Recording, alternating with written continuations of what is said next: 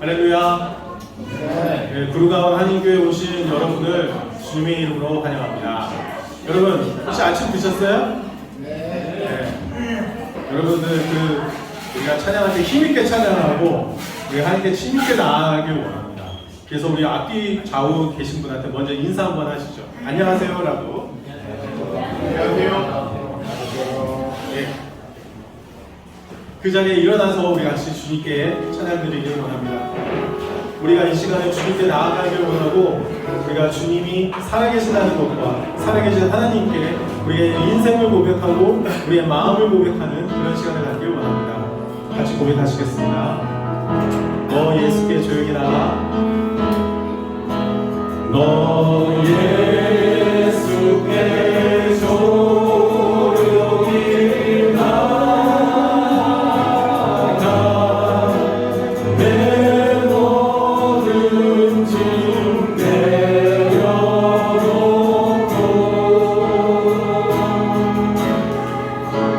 주 십자가 사랑을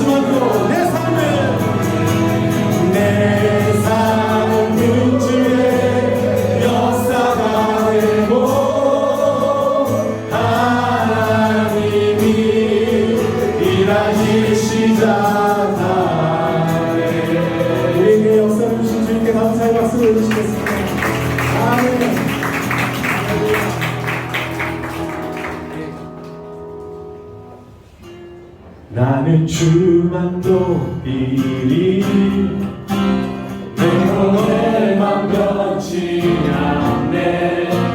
세상 모든 권세 모든 영광 십자가 앞에 가버리고 나의 충성과 내 헌신 내 모든 소망 오직 예수 나무에 달려주신 그분께 다시 한번 나는 주만도 이리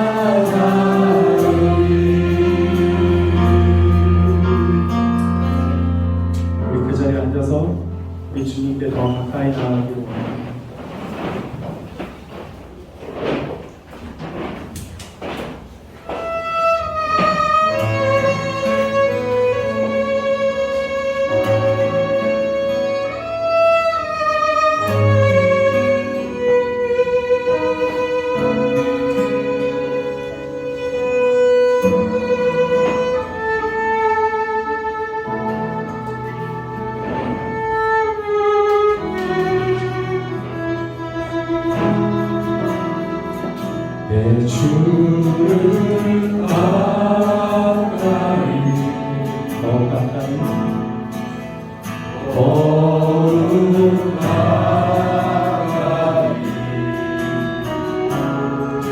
주님을 가까이 하리 내게 보이라 내 평생 소원이 내 평생 소원이 영원한 주의 나라 안에 사는 것 내 주를 가까이 내 주를 가까이 더욱 가까이 주님을 가까이 하리 내게 보이라 내 평생 소원 내 평생 소원 내 평생 소원 내 평생 소원이 영원한 주의 나라 안에 사는 것 내 주를 가까이 더욱 가까이 주님을 가까이 하리 내게 보이라 내 눈을 가까이 더욱 가까이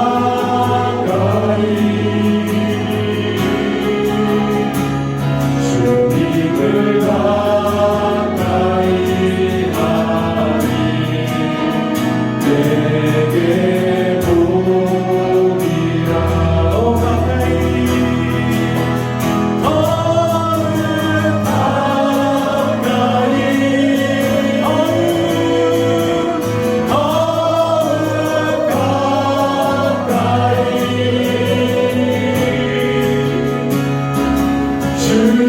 주님 앞에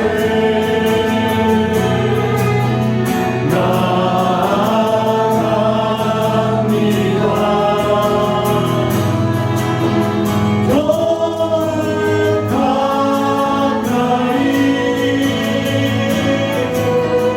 더욱 가까이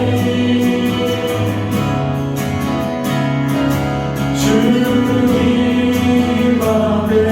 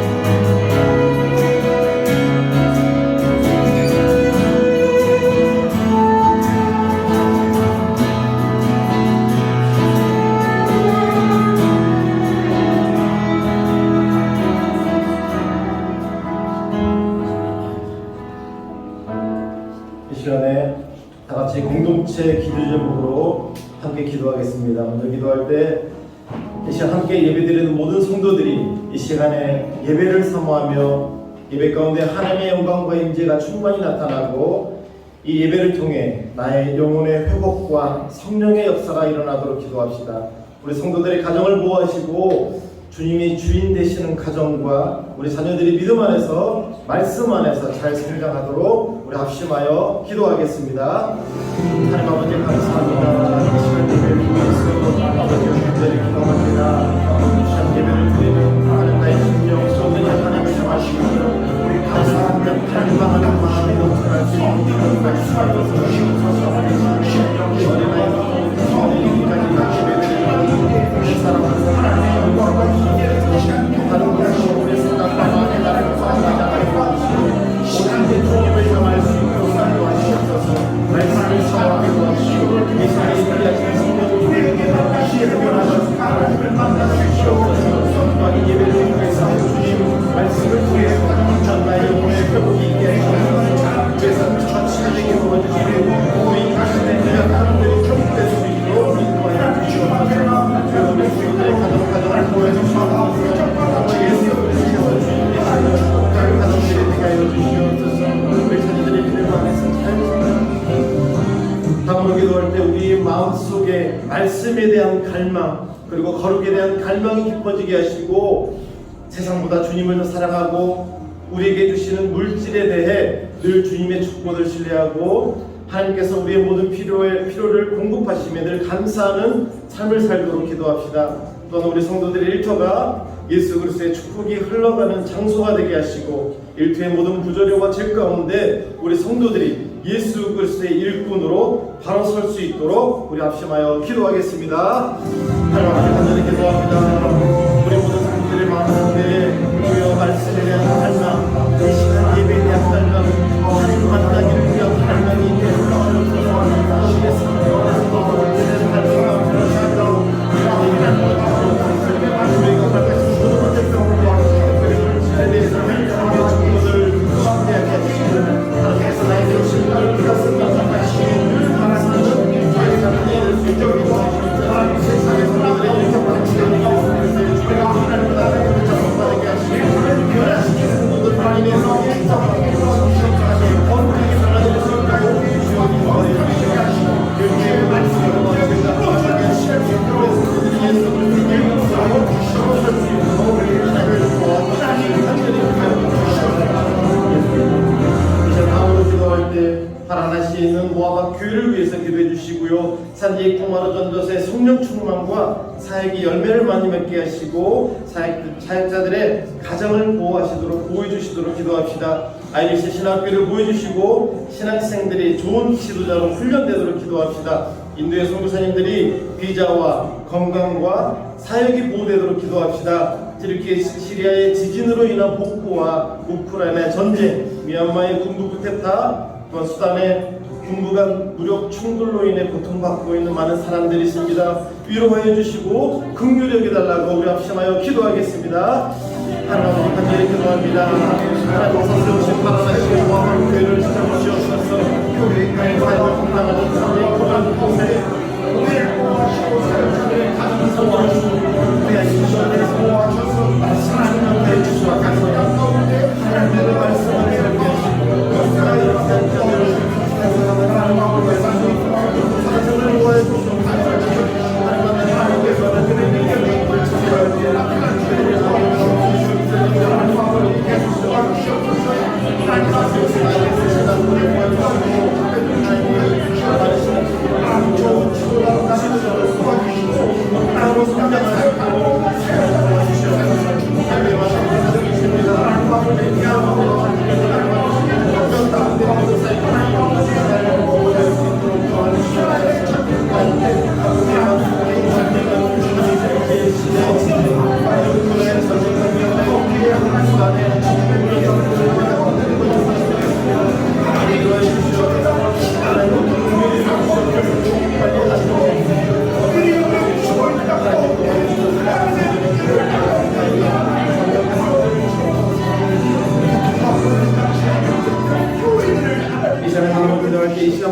선포하시는 우리 김기태 목사님이 성령의 기름 부으심으로 충만한 가운데 주의 말씀을 선포할 수 있도록 기도합시다. 그 말씀이 우리의 혼과 영과 관절과 골수를 찔러 쪼개게 하시고, 또한 그 말씀이 우리 마음의 생각과 뜻을 하나님의 자녀로서 온전히 바로 서게 해달라고 말씀을 위해서, 이 시간 예배를 위해서 합심하여 기도하겠습니다. 하나님 아버지, 간절히 기도합니다. 예수 말씀을 선포하시는 하나님께서 세우시는 정의의 성령의 기름 부으시고 충만한 가운데 이 말씀을 선포할 수 있도록 하나님 하나님 없어서 우리 인생 가운데 선포되는 말씀, 하나님 나의 공부와 영광 하나님 시간 중에 주의 말씀과 그 말씀을 내 마음에 뜻이 가운데 감사합니다. 세상을 하나님 다시 하나님 하나님의 영광을 위해서 나의 생각과 뜻 계획들이 될 수 있도록 하나님 하셔서 예배를 선포합니다. 어떻게 올려드립니다. 내 마음과 생각을 주시네 오늘 약속입니다. 우리가 나의 생각을 하시고 주여 이름을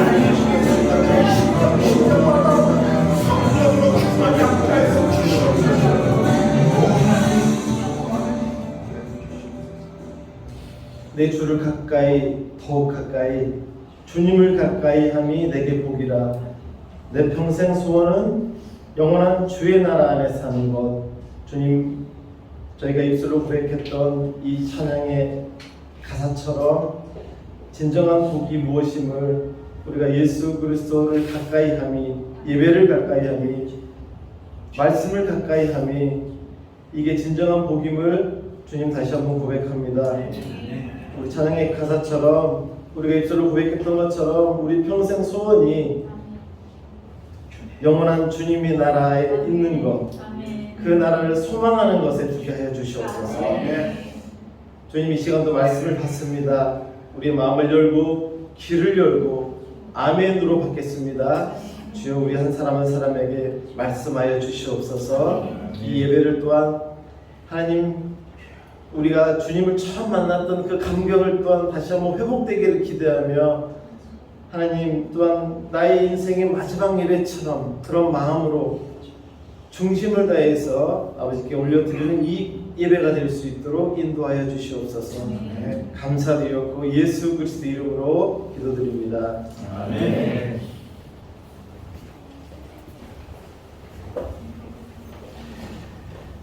예배 오신 모든 분들을 환영합니다. 우리 좌우 앞뒤 분들에게 다시 한번 인사할까요? 환영합니다. 잘 오셨습니다. 이미 아이들 방학을 맞이해서 한국에 가신 분들도 계십니다만, 또 가실 분들은 좀 일정들을 우리 사역자들이나 목자들에게 알려주시면 좋겠습니다. 또 한국에 다녀오실 때 건강하게, 모두 안전하게 잘 좋은 쉼과 또 재충전의 시간들을 가지고 돌아오시기를 기도하겠습니다. 꼭 가시기 전에 좀 알려주시면 좋겠고요.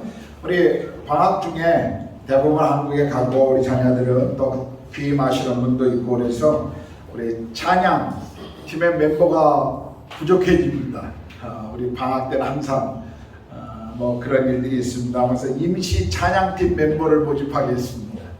혹시 여러분 가운데 내가 평소에 저 앞에 서서 주님을 찬양하고 싶은데 너무 많은 인원이 앞에 차 있어서 내 자리가 있을까 혹시 고민하셨던 분들 좋은 기회입니다. 그래서 오늘 중으로 목자들에게 말씀해 주셔도 좋고, 또 우리 찬양팀 인도자인 우리 홍상 형제님에게도 말씀해 주시면 좋겠습니다. 그래서 우리 방학 동안에 여러분들이 찬양팀으로 좀 섬겨주실 분들을 모집하니까 기억해 주십시오.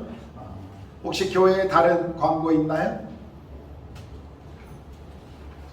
다른 광고 없으시면 출애굽기 강의 오늘 세 번째입니다. 출애굽기 2장 11절에서 12절 말씀 우리 박가연 자매가 나와서 읽어주시겠습니다.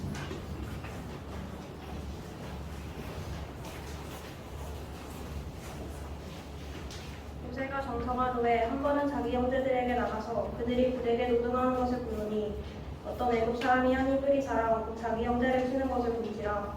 자아를 살펴 사람이 없음을 보고 그 애굽 사람을 쳐 죽여 모래 속에 감추니라. 이튿날 다시 나가니 두 이브리 사람이 서로 싸우는지라. 그 잘못한 사람에게 이르되 네가 어찌하여 동고를 치느냐 하매 그가 이르되 누가 너를 우리를 다스리는 자와 재판관으로 삼았느냐. 네가 애굽 사람을 죽인 것처럼 나도 죽이려느냐. 모세가 두려워 이르되 입이 탄로되었도다. 바로가 이 일을 듣고 모세를 죽이고자 하여 쳤는지라.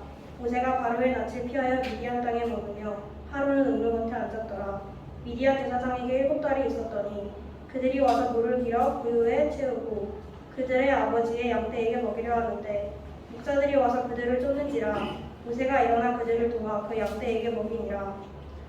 그들이 그들의 아버지 르우엘에게 이르되 아버지가 이르되 너희가 오늘은 어찌하여 이같이 속히 돌아오느냐.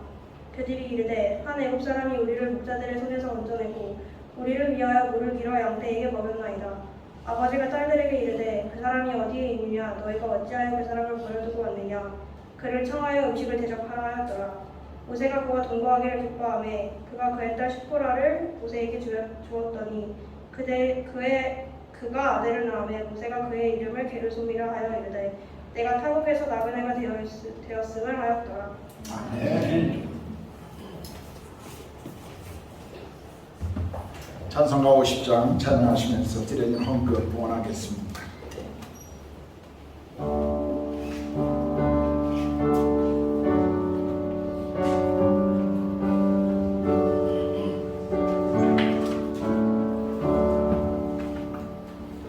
내게 있는 모든 것을 아낌없이 드리네. 사랑하고 의지하며 주만 따라 살리라. 주께 드리네. 주께 드리네. 사랑하는 구주 앞에 모두 드리네. 하나님 아버지, 지난 한 주간도 우리가 있는 일터 가정학교에서 주의 은혜 아래 우리를 인도해 주시고 또 주일 아침 우리 공동체 예배로 모두를 모아 하나님을 예배하게 하셔서 감사합니다.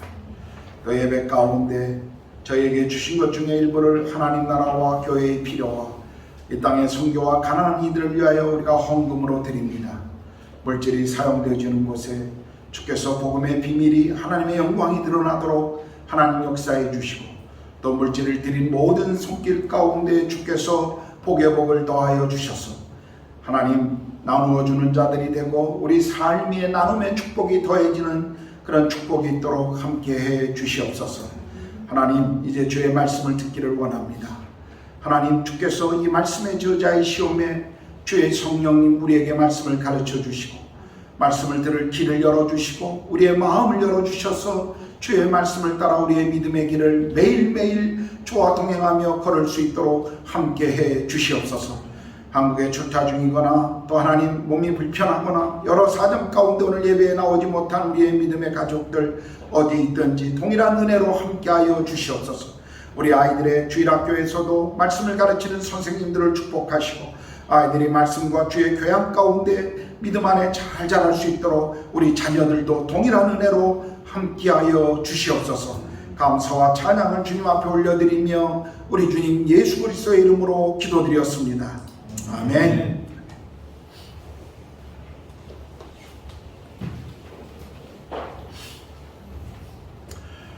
우리가 성경을 읽어보면 모세가 120년을 살았습니다. 그래서 많은 분들이 모세의 인생을 40년씩 세 단계로 나누어서 설명하곤 합니다. 처음 40년은 바로의 왕궁에서 자란 시기였으며 두 번째 40년은 도망자 신세로 지냈던 미디안 광야의 시기입니다. 그리고 마지막 40년은 이스라엘 민족을 애굽에서 구출하여 약속의 땅 가나안으로 인도하는 그 시기를 말합니다.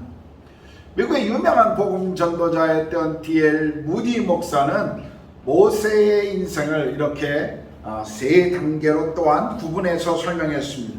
모세의 처음 40년간은 바로의 애굽 궁전에서 왕자로 자라면서 이때 모세는 자신을 I am somebody, 나는 아주 특별한 존재, 나는 뭔가 될 인간이라고 자신만만하게 고백했던 시간이었다라고 말합니다. 그러나 모세가 애굽인을 살해한 이후에 도망자가 되어 광야에서 40년 동안 나그네로 도피 생활을 할 때 모세는 아마도 자신을 I am nobody, 나는 아무것도 아니다 라고 하는 것을 깨달은 그런 시간이라고 말합니다. 모세는 아마 그때 자신이 별 볼 일 없는 존재라는 것을 알았고 자기 인생의 한계가 무엇인가를 분명히 인정합니다.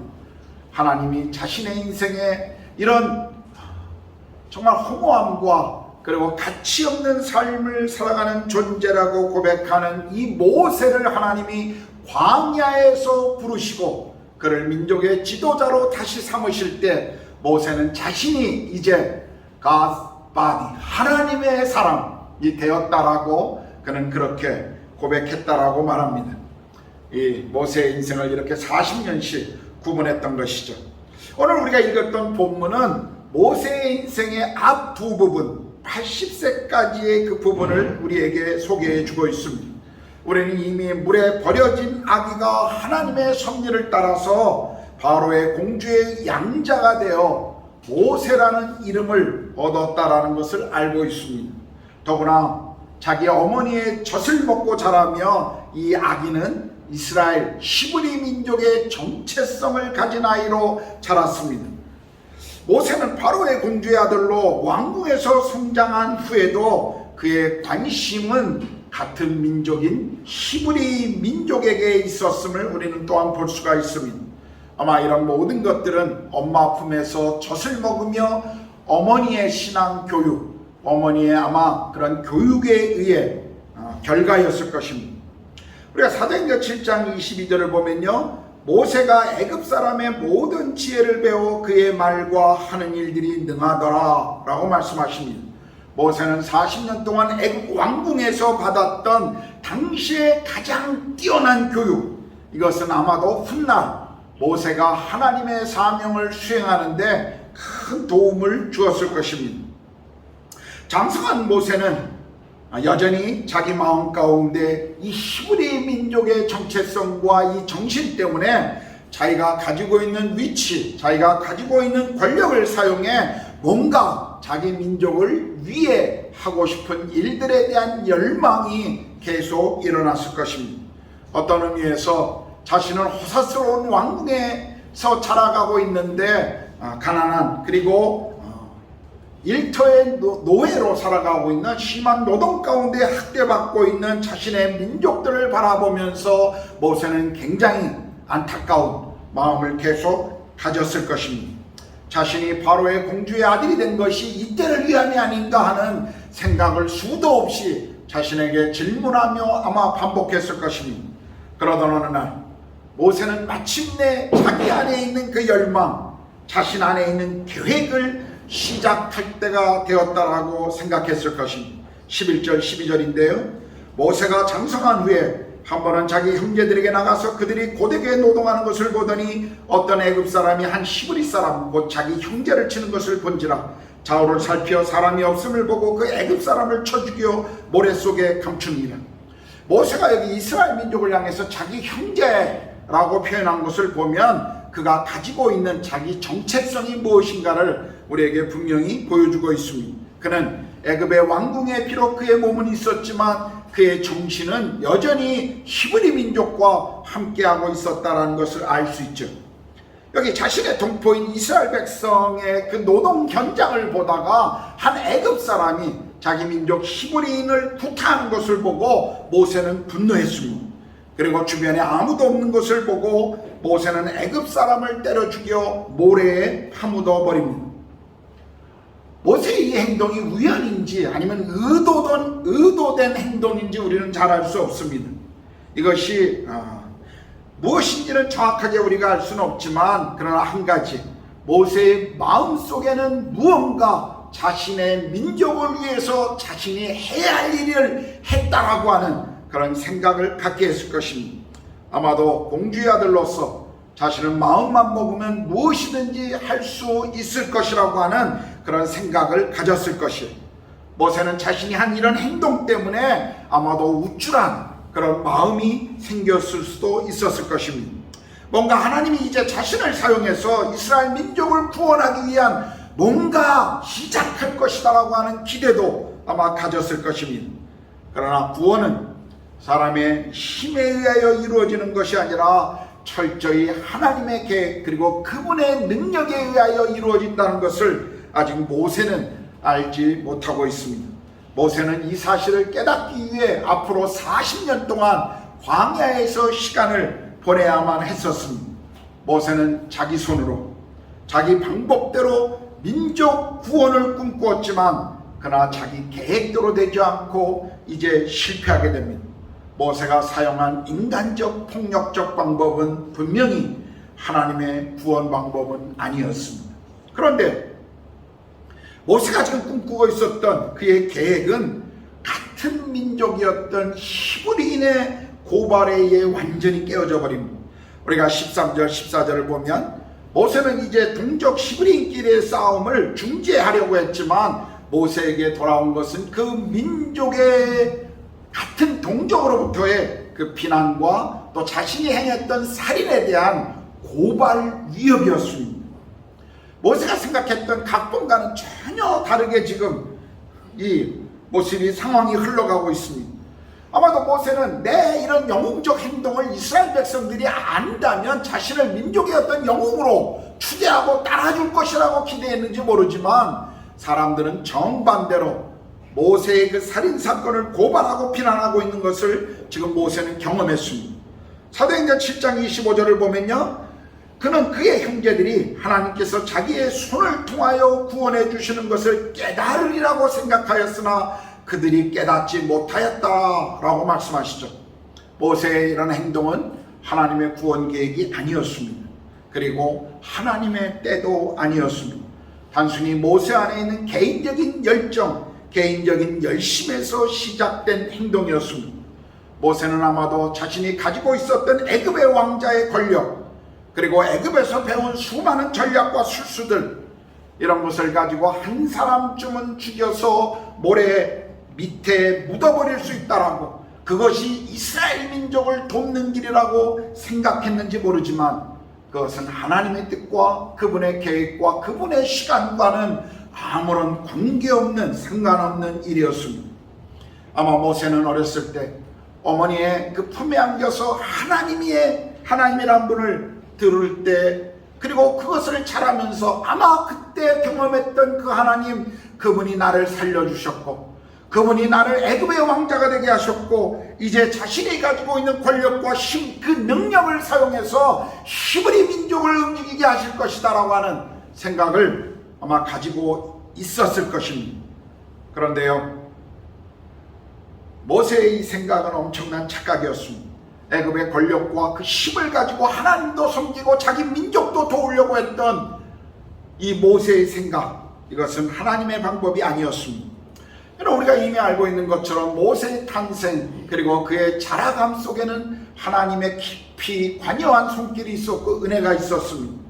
모세가 40년 동안 왕국에서 자라도록 그 시간 속에서도 하나님은 이스라엘의 고통을 계속 허용하고 있었습니다.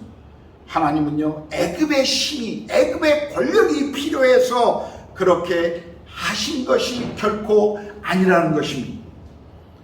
여러분, 때때로 우리의 삶에서도 모세와 같은 착각을 할 때가 얼마나 많이 있습니다. 내가 세상 권력을 가지고 있고 세상에 어떤 유명세와 능력과 물질이 있으면 하나님이 그것을 사용하셔서 나를 높이실 것이다 라고 하는 그 착각을 우리는 얼마나 많이 하고 있습니다. 그래서 우리는 권력과 인기와 능력과 물질이 갖는 것이 복이라고 축복이라고 생각할 때가 참 많이 있습니다. 그럼 모세가 가진 것은 애굽의 능력이었지만 그것을 사용하고 실패했던 모세에게는 그것이 자신의 착각이었다는 것을 이제 깨닫게 됩니다. 모세가 신뢰했던 권력, 모세가 신뢰했던 그 힘, 능력, 이 모든 것들은 한순간 전혀 쓸모가 없는 광야로 이제 하나님 모세를 떠나 보내십니다. 여기 모세와 시브리 노예들을 향해서 하나님이 가지고 계신 전혀 다른 그분의 일하심을 우리가 볼 필요가 있습니다. 하나님은요, 더 길게 그리고 더 장기적으로 하나님의 구원 계획을 계획하고 계셨고, 하나님은 그 일을 위해 모세를 준비시키시고 모세를 인도하시지만, 그러나 하나님의 때에 그 일을 하신다는 것을 우리는 이 말씀을 통해서 볼 수가 있습니다. 우리에게도 마찬가지죠. 하나님께서 가지고 계신 우리를 향한 그분의 계획과 뜻, 우리가 생각하고 기대한 것보다 훨씬 더 긴 시간이 필요하고 오랜 씨름일 수도 있습니다. 하나님의 뜻은 잠깐 반드시 그 어떤 우리가 기대한 시간 안에 이루어지는 반드시 그런 것은 아니라는 것이에요. 우리가 생각할 수 없는, 기대할 수 없는 전혀 다른 방법으로 하나님은 종종 우리의 인생을 다루시고 우리를 만들어 가십니다. 우리는 그것을 볼 수 있는 믿음의 눈이 필요한 것입니다. 자, 이제 바로가 자신의 살인 행위를 알고 자신을 죽이기 위해 찾는다는 것을 안 모세는 애굽에서 도망쳐서 멀리 애굽의 손길이 머물지 않는 미디안 광야로 도망칩니다. 아무리 애굽의 왕자라 할지라도 애굽 사람을 죽인 것은 중대한 범죄였고, 더구나 모세는 입양된 왕자였기 때문에 더 불리한 상황이었을 것입니다. 그래서 그는 도망칠 수밖에 없었을 거예요. 그런데요, 그곳에서 또 하나님의 섭리 가운데 물을 길러온 한 무리의 여인들을 만나게 됩니다. 르에, 나중에 보면 이드로라고 말한 그 미디안 제사장의 7딸이 양떼의 물을 먹기 위해서 이 우물가로 나옵니다. 성경에 보면 이 우물에서 썸 타는 것이 참 많이 나옵니다. 야곱이 라헬을 만날 때도 우물에서 그런 시간들을 보냈던 것을 볼 수가 있습니다. 아마 요즘 젊은이들은 카페로 가야 되지 않을까 생각됩니다. 여러분, 도스하우스로 가십시오. 카페 도마로 가십시오. 아마 하나님이 거기에 예비된 여인을 만나게 하실지도 모르겠습니다. 자, 이 양떼를 몰고 온 여인들은 항상 그 주변에 있는 이 미디안에 있는 목자들이 이 여인들을 항상 괴롭혔던 것 같아요. 그래서 늘 나중에 다 물을 먹이고 떠나간 뒤에 물을 먹이고 늦게 집에 돌아왔던 것 같습니다. 근데 모세가 그것을 보고 도와주고 그 목동들을 쫓아고 여인들이 먼저 양떼에 온 순서대로 양떼에 물을 먹일 수 있도록 도와주죠. 모세는 한 명이었지만 그러나 당시 애굽에서 가장 최고의 군사훈련을 받았던 이 왕자였던 그는 시골의 목동들 정도를 쫓아내는 것은 그렇게 큰 어려움은 아니었을 것입니다. 여인들은 그 도움을 받고 그냥 돌아갔지만 그의 아버지는 인생을 살아본 경험과 지혜가 있었기 때문에 이 남자를 쉽게 지나칠 수가 없었어요. 그 남자를 데려오라고. 그리고 모세가 마음에 들었습니다. 그 당시 남자가 여인을 얻으려면 이 중동의 문화는 지참금을 내야 합니다. 야곱이 라헬을 얻기 위해서 7년을 봉사했잖아요. 그런데 이 느엘이라고 하는 이 여인들의 아버지는 모세를 바라보고 그의 미래의 가능성을 보았습니다. 그리고 그에게 그의 장녀인 십보라를 그냥 지참금 없이 아내로 주는 것을 우리가 볼 수가 있습니다. 이제 모세는 미디안 땅에서 결혼하고 아들을 낳고 그 땅의 목자로 목동으로 시간을 보냅니다. 시간이 지나서 십보라를 통해 아들 게르솜을 낳습니다. 게르솜, 나그네라고 하는 의미를 가진 이름입니다. 모세는 아마도 이 이름을 보면 자신의 인생을 그렇게 행복하게 생각한 것은 아닌 것 같습니다. 결혼하여 가족도 생기고 아들도 낳았지만 모세는 여전히 정처 없이 떠도는 나그네의 삶이었습니다. 모세는 늘 쫓겨난 도망자요 나그네라는 곳에서 자유롭지 못한 인생을 미디안 광야에서 살아가고 있었을 것입니다. 10인이었지만 애굽의 공주의 왕자가 되었고 왕궁에서 자랐지만 지금은 도망자가 되어 사막의 목자로 살아가고 있는 이 모세, 아마 자신의 인생을 돌아보면서 자기가 누구인지 아마 헷갈릴 때가 많았을 것입니다. 모세는 그 이유를 알지 못했습니다. 광야의 하루하루를 그저 목자로 정치 없는 허무한 삶을 살아갔을 것입니다. 그것이 그의 아들의 이름에서 우리는 볼 수가 있습니다. 이렇게 모세의 시간은 정처 없이 흘러갑니다. 그는 매일 어떤 의미에서 의미 없는 좌절과 낙심 속에 살았을 것입니다. 과거의 생각이, 과거의 실패가 그를 붙잡고 있었을 것입니다. 자기 자신에게는 이스라엘의 구원이라고 하는 이 민족 구원에 대한 사명, 한때는 그것에 불탔지만 이제는 더 이상 그 꿈이 자신의 삶을 붙들지 못한다는 것을 모세는 알았을 것입니다. 너무 큰 사명을, 헛된 꿈만 크게 잡았다라고 모세는 생각했을 수도 있었을 것입니다. 이제 위대한 일을 할 시간, 나이도 다 지났다라고, 이제 나에겐 그런 능력도 없이 그저 조용히 아들을 키우면서 살아가는 것이 내 인생의 전부라고 모세는 그렇게 생각했을 것입니다. 생각해 보십시오. 모세는 어머니 품속에서 자라면서 10일 이내 정체성을 배웠습니다. 그리고 바로의 공주의 아들로 왕궁에서 자라면서 최고의 교육을 통해 엘리트 교육을 경험합니다. 아마 바로의 궁전에서 배웠던 최고의 교육은 훗날 모세가 모세오경을 기록하는 데 있어서 굉장한 도움이 되었을 것입니다. 사실 모세가 40년 동안 미디안 광야에서 목자로 살아갔던 것, 양떼를 몰고 이리저리 여행했던 그 정처 없었던 시간들, 사실 그건 아무런 의미가 없었던 시간이 아니었습니다. 나중에 이스라엘 백성들을 데리고 광야로 나아갈 때 모세의 이 광야의 40년 경험은 이스라엘을 광야에서 인도하는 데 큰 도움이 되었을 것입니다. 당시에 왜 이런 시간들을 자신에게 허락했는지, 왜 이런 시간이 자신에게 필요했는지 모세는 이해하지 못했지만 훗날 모세는 왜 하나님이 이런 시간들을 자기에게 주었는지를 경험하게 될 것입니다. 그것을 알게 될 것입니다. 여러분, 우리의 인생에서 마찬가지. 우리 아이들이 인도 땅에서 자라면서 또 우리가 인도에서 시간을 보내면서 하나님이 왜 지금 우리를 이 땅에 머물게 하는지, 이 땅에서 우리가 경험하는 수많은 경험들, 왜 우리가 그것을 경험하게 하시는지 우리는 지금 알지 못할지 모르지만, 그러나 훗날 하나님은 이 경험들을 사용하셔서 우리 인생 가운데 더 큰 유익을 이루어 가신다는 것을 저는 늘 기억하고 우리 아이들을 위해 기도할 때마다 하나님이 우리 아이들의 인생 속에 그렇게 이 땅에서의 경험을 사용해 주시도록 저는 늘 기도하고 있습니다. 여러분, 이전에 모세는 왕자로서 무언가 자신이 할 수 있을 것이라고 기대했지만, 그런데 하나님은 이제 그를 광야의 나그네로 준비시켜가고 계십니다.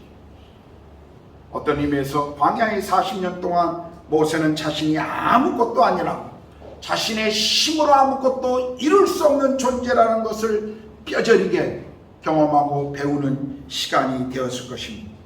모세의 광야 40년의 시간은 어떤 의미에서 애굽의 왕궁에서의 40년 시간보다 모세의 인생에 더 가치 있고 더 보람 있는 하나님의 역사를 위해 준비되는 시간이 되었습니다. 여러분, 모세는 애굽에서 고등교육을 받았지만 그러나 미디안 광야에서 모세는 겸손과 그리고 인내의 훈련을 하였습니다. 겸손, 인내, 순종, 이런 것들은요, 내가 아무것도 할 수 없는 존재라는 것, 그것을 아는 사람만이 배울 수 있는, 자기가 낮아진 것을 알 수 있는 사람들만이 배울 수 있는 은혜의 선물이라는 것입니다. 오랜 광야의 좌절과 고통의 시간을 경험한 사람들만이 배울 수 있는 그런 성품인 것입니다. 믿음 가운데 우리가 다시 승리하시려면 우리는 낮아져야 한다는 것을 이 모세의 인생을 통해서 우리는 배워야 합니다. 우리는 어떤 의미에서 철저하게 무너지고 철저하게 좌절할 필요가 있습니다. 하나님 앞에 내가 아무것도 할 수 없는 존재라는 것을 깨닫고 그분만이 나의 인생의 전부라는 것을 비로소 경험할 때 하나님은 그때 우리를 사용하기 시작한다는 것, 우리는 그것을 배워야 합니다. 이것이 성경이 늘 우리에게 말씀하시는 역설의 진리라는 사실입니다. 여러분, 하나님께서는 이제 이스라엘의 민족 구원을 위해서 모세를 준비하셨죠. 하나님은 늘 하나님의 역사를 이루는 데 있어서 자신이 직접 하실 수도 있지만 늘 사람들을 사용하시고 사람들과 함께 하시는 것을 그분은 기뻐하십니다. 그런데요, 하나님의 사람으로 준비되기 위해서는요, 하나님만을 전부로 여기고 그분만을 따를 수 있는 사람들, 그것을 깨닫는 사람들이 필요하다는 것이 지금 모세에게는 그런 시간이 된 것입니다. 모세가 이스라엘의 지도자가 되기 위해서 반드시 거쳐야 될 필수 과정은 애굽의 왕궁의 교육이 아니라 이 광야에서 하나님을 만나는 시간이었던 것입니다. 모세는 자기의 한계 속에 철저하게 좌절하고 있었을 것입니다. 바로 그때 하나님이 모세를 찾아오십니다. 모세를 찾아와서 만나주시고, 그리고 모세를 부르시고 모세를 다시 세우시고 하나님의 감격스러운 그분의 계획을 다시 시작하십니다. 우리는 그것을 다음 주에 보게 될 것입니다. 그런데요, 오늘 모세가 왕궁에서 자라는 것을 보면서 기대를 가졌던 이스라엘 백성들이 있었겠죠. 그렇지 않았습니까? 이 히브리로서 왕의 그 권력을 가지고 자라고 있는 이 모세라고 하는 젊은이를 보면서 아마 이스라엘 민족들은 뭔가 기대했을 거예요. 모세의 가족들도 그랬을 것입니다. 그런데 어느덧 도망자의 신사가 돼서 광야로 도망가고 소식이 끊어진 이 모세를 바라보면, 모세를 생각하면 이 기대감은 더 큰 실망감으로 아마 유대인 사회 그리고 모세의 가족에게 찾아왔을 것입니다. 아마도 이 40년이라는 시간은 모세의 부모님들은 이미 세상을 떠났을 것입니다. 더 이상 히브리 노예들에게 다른 기회가 없을 것이라고 하는 더 큰 포기가 찾아올 시기였습니다. 40년이라는 시간, 사람들의 모든 희망과 기대를 꺾어버리기에 충분한 시간이었습니다. 40년을 기도했는데 하나님의 응답이 이루어지지 않는다면, 하나님의 응답이 전혀 보이지 않는다면, 그냥 침묵하고 계시는 하나님이라면 우리는 어떻게 하겠습니까? 여러분의 삶에서 하나님 앞에 무언가 붙들고 기도하는데 40년이라는 이 긴 시간에 하나님이 침묵하신다면 여러분 어떻게 하시겠습니까? 우리의 오랜 기도에 침묵하시는 하나님, 그분은 우리와 상관없는 분이실까요? 우리를 40년을 기다리게 한다면 여러분은 그 기다림 속에 여전히 하나님을 바라보고 믿음의 길을 계속 걸어가실 수 있을까요? 우리는 이 말씀을 통해 하나님을 좀 더 깊이, 하나님을 좀 더 길게 다른 시각으로 보는 것을 배워야만 합니다. 하나님의 일하심은요, 내 시간, 내 계획과는 다르다는 것을 우린 배워야 돼요. 내가 원하는 것을요, 제발 하나님 끌어다가 내가 원하는 시간에 하나님이 역사해 주도록 기대하는 것, 그것은 내 마음에 하나님 그분이 아니라 우상을 만들고 있다는 것, 그것을 우리는 알아야 합니다. 내 착각의 하나님을 우리는 만들지 말아야 합니다. 하나님은요, 하나님의 역사를 그분의 시각에, 그분의 때에, 그분의 방법으로 이뤄가십니다. 역사를 자신의 뜻 가운데 이뤄가시는 바로 그분이 우리가 만나고 있는 하나님이십니다. 우린 그 하나님을 더 깊이 배워야 돼요. 역사의 배후에 역사하시고 통치하시는 그분을 우리는 오늘도 예배하고 그분을 만나야 한다는 사실입니다. 그것이 광야를 걷는 사람들이 제대로 걷는 거예요. 우리는 광야 길을 가장 순탄하게 걸을 수 있는 길이 바로 그 하나님을 만나고 그 하나님께 예배하고 복종할 때 우리는 광야 길에 가장 순탄한 길을 걸을 수 있다는 것을 우리는 배워야 합니다. 광야에서 나를 만나기를 원하시는 그 하나님의 손을 밀쳐내지 마십시오. 외면하지 마세요. 그 하나님 없이 광야를 걸으려면요, 우리의 인생 길을 잃어버립니다. 그리고 광야에서 더 많은 시간을 뺑뺑이를 돌아야 한다는 것을 우리는 기억해야 합니다. 하나님 없이 우리의 길을 걸어갑니다. 우리 인생에 그분이 주시는 은혜, 그분이 주시는 축복, 성령이 우리 가운데 행하시는 능력, 그런 거 경험하지 못하고 그냥 이리 채이고 저리 채이고 시간만 보내다가 우리의 인생을 그냥 다 보내게 될 것입니다. 여러분 모세를 광야로 인도하신 그 하나님을 오늘 우리는 직면해야 해요. 오늘 그 하나님을 우리는 만나야 돼요. 여러분 젊은 때 우리가 청년의 시기에 인생의 그 전반전의 시간을 보낼 때 아마 가장 우리 인생의 광야를 걷는데 방해가 되는 것 중에 하나, 그것은 두려움일 것입니다. 두려움. 여러분 젊음의 특징이 무엇인가요? 나이입니까? 아닙니다. 젊음은 두려움을 극복하는 용기입니다. 실패를 두려워하지 않는 믿음이에요. 실패를 두려워서 우리의 삶을 움츠려서는 안 될 겁니다. 여러분 실패하지 않는 유일한 방법은 아무것도 하지 않는 것입니다. 실패해도 그냥 한번 실패한 것뿐입니다. 여러분 우리의 삶에서요, 우리가 어떤 실패를 경험해도요, 그 실패는 우리의 삶에 지나가는 한 가정 속에 있는 한 번의 경험이에요. 그게 우리의 인생의 전체 경험이 아니라는 사실 우리는 배워야 합니다. 실패하면요, 그 실패를 통해서 배우면 돼요. 우리 인생에 찾아오는 두려움, 믿음의 용기를 가지고 도전해야 합니다. 그런데요, 우리 인생의 후반전을 살아가는 사람들, 이제 나이가 좀 들어서 인생의 후반전을 살아가는 사람들에게 가장 큰 아픔이 뭔지 아세요? 대부분이 후회하는 삶입니다. 인생을 살아본 분들에게 당신의 인생에 무엇이 가장 라고 물어보면요, 항상 사람들이 후회가 가장 큰, 자기에게 남겨진 삶의 가장 고통이 후회하고 산다는 거예요. 여러분 과거의 실패에 우리가 매일 필요가 없습니다. 그때 그랬으면 좀 더 좋았을 것, 그런 말을 더 이상 할 필요가 없습니다.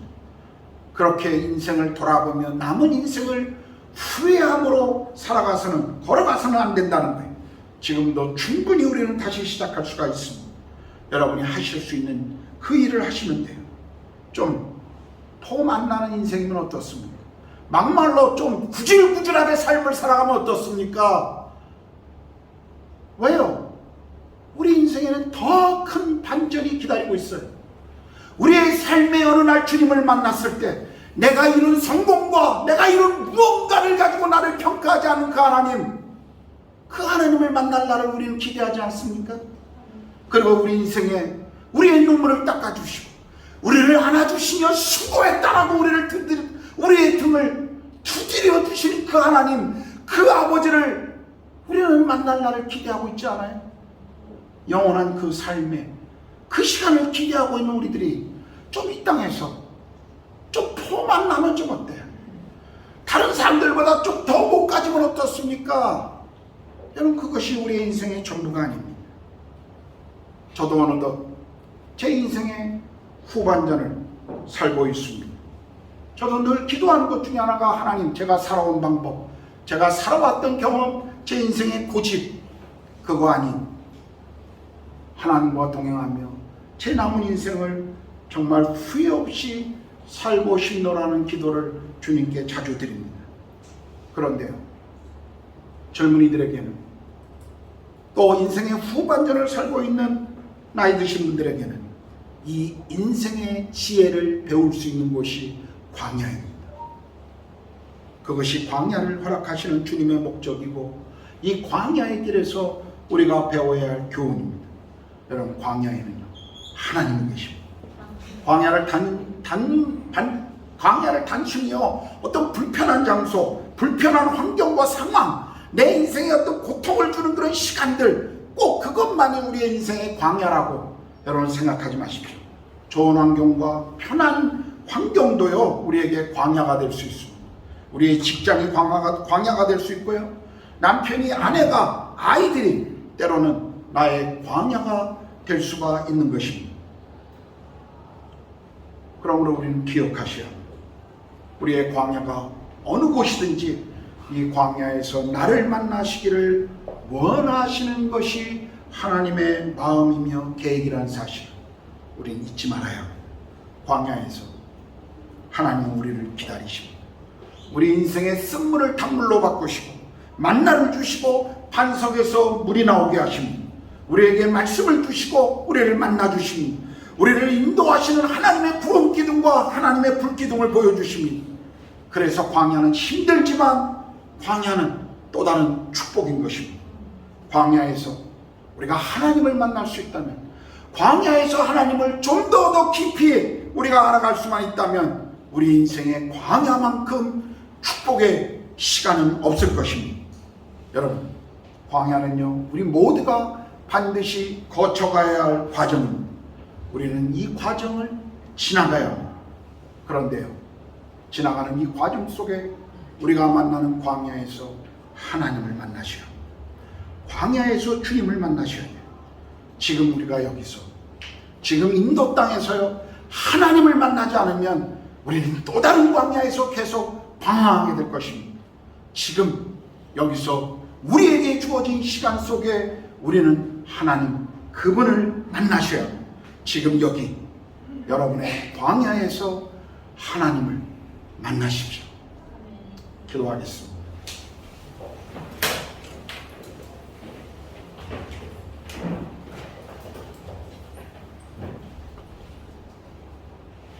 이 시간 우리가 말씀을 기억하면서 기도합시다. 하나님, 제 인생에 찾아왔던 광야, 아니면 지금 광야에 같은 시간을 보내던, 또 앞으로 내 인생 가운데 찾아올 광야, 그것이 어떤 시간, 어떤 때가 될지 모르지만 하나님, 제가 그것을 두려워하지 않고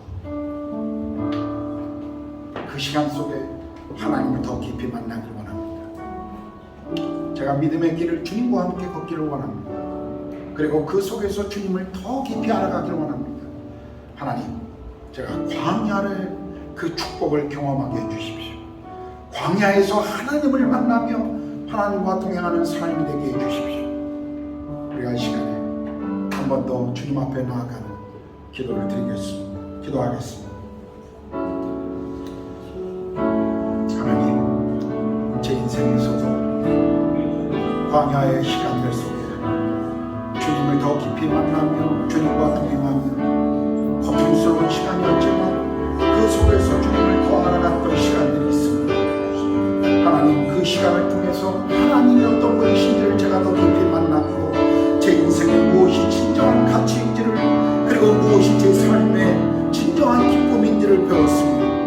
하나님, 제 삶에 하나님 광야가 있었기 때문에 하나님, 제 인생의 또 다른 축복을 경험하고 있었습니다. 성령 하나님, 제 인생에 또 찾아올 광야, 그것이 언제 어떤 모습으로 내 인생에 찾아올지 모르지만 하나님, 그것을 두려워하지 않고 믿음으로 직면하겠습니다.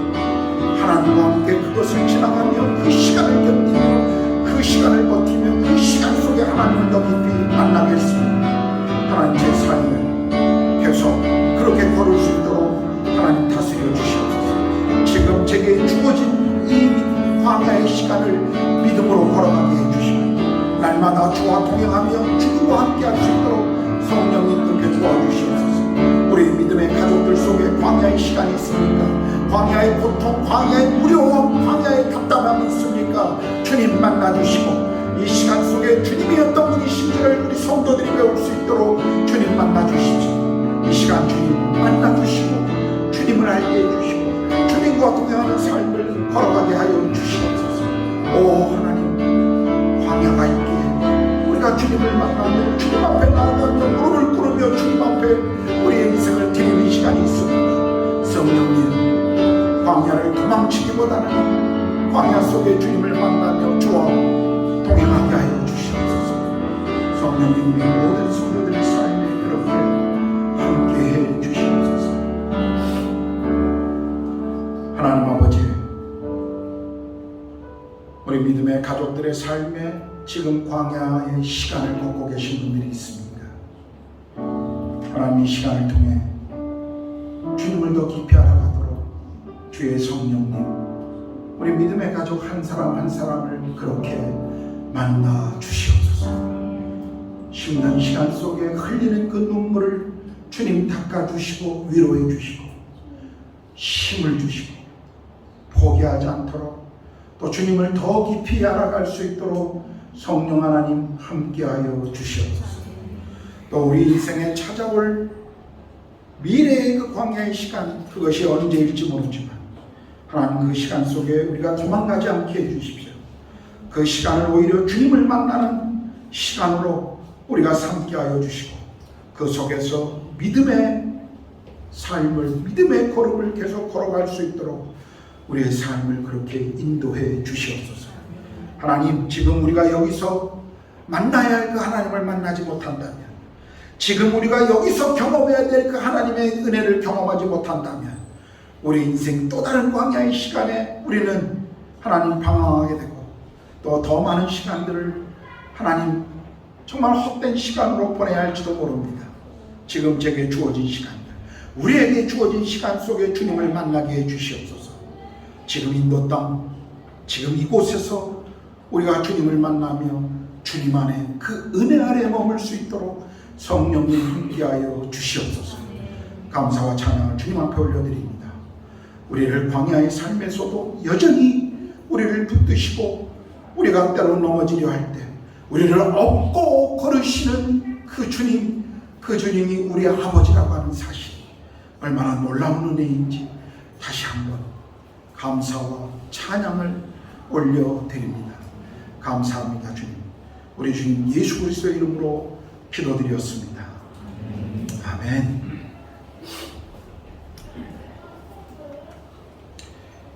모두 다 일어나셨어요. 445장 해산을 넘어 홍곡에 가고 찬양하시겠습니다.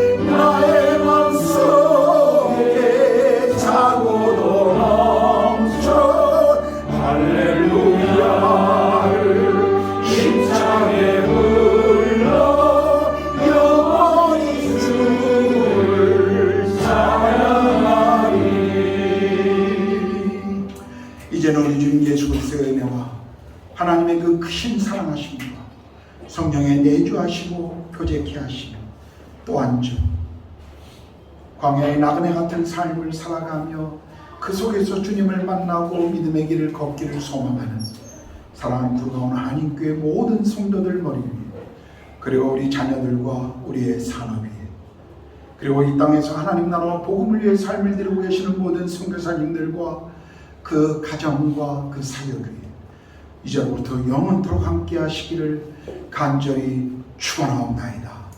아멘.